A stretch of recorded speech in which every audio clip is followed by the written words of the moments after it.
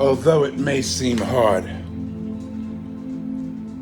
seemingly, to explain, but the real issue is you're not trying to hear it, since you're the one in pain.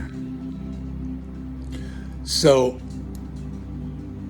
when I say I see, like you see, and the moment that we see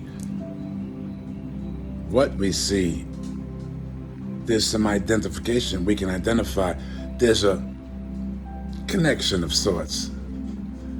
It's sort of like, you ever tell somebody something and they say, you too? Instant friendship. You did something they thought no one else did, or they didn't know anyone else who did that which they did, and you revealed something, a revelation. Medical practitioners are not allowed to do that. Some of these young folks go to school, 10, 15 years, medical school. I'm not going to say it to be ugly, but they don't teach them nothing more than what they need to know in order to identify symptoms. Never really interested in a cure, for sure. Just a way to soothe and rouse your pain so that it doesn't leave and they continue to gain from your pain. They start out, some of them start out wanting to really change the world, like some cops want to change the world, law and order.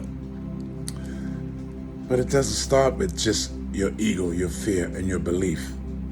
It's got to go deeper than that. It's got to go to your soul, something that was given to you from one of your heroes.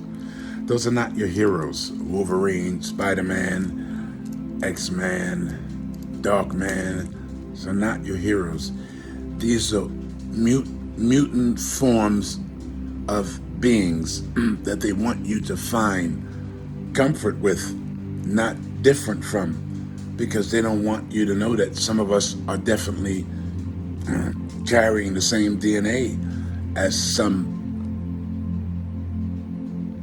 one who would be called mutant, genetic engineering. So at the end of the day, before I lose this thought,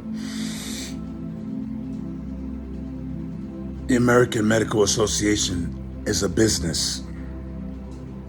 Self-care is on you. Healthcare is self-care.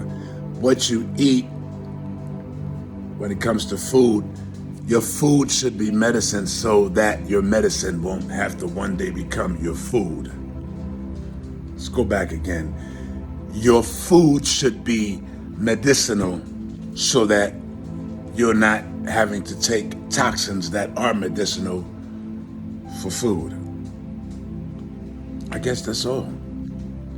Don't keep going to the medical practitioners. They're not doctors. Your body has a doctor. When you leave the hospital, after they do what they do and beat you up like they do or fill you up with that stuff, you go home or you lay in a bed. The doctor goes, has a drink or two, sees their kids, sees their family, probably watches sports like most fanatics. So they live a regular life just like you, and they barely know